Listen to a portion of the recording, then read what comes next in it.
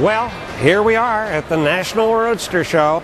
Now, I know it never rains in California, but we're getting a little of that right at the moment. But at least it's not snowing. But this is my baby here. This was not my firstborn, but I sure treat it that way. With 4 engines in one car, how can it not be spectacular? Let me tell you a little bit of how this works. Okay? You don't just take a bunch of motors and throw it in one car and make it work.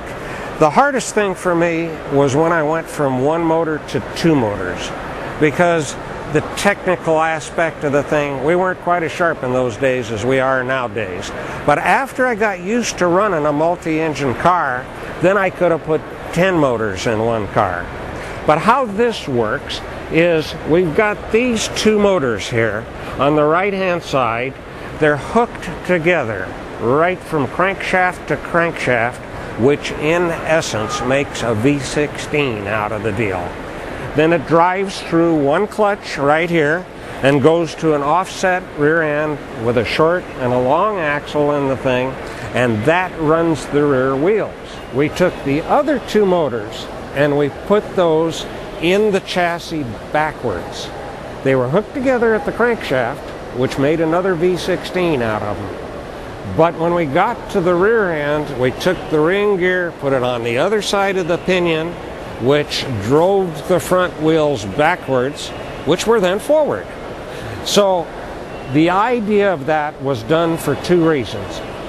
One was they used to have inline twin cars, and when they'd go across the finish line, it would sort of dart a little when they pulled out of the throttle. Well, we thought, wow, with 4 motors, all that torque will steer it right off the track.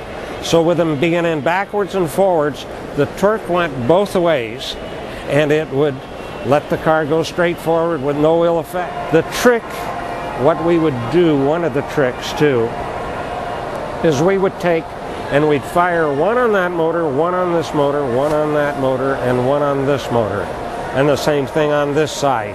It would keep a smooth delivery of horsepower to the rear end and make the tires smoke less than it would. Now, with the car itself, we had to take and get an old World War II 1-ton truck to get the knuckles off the thing up here in the front, you might see, so that it would stand the gaff of the thing.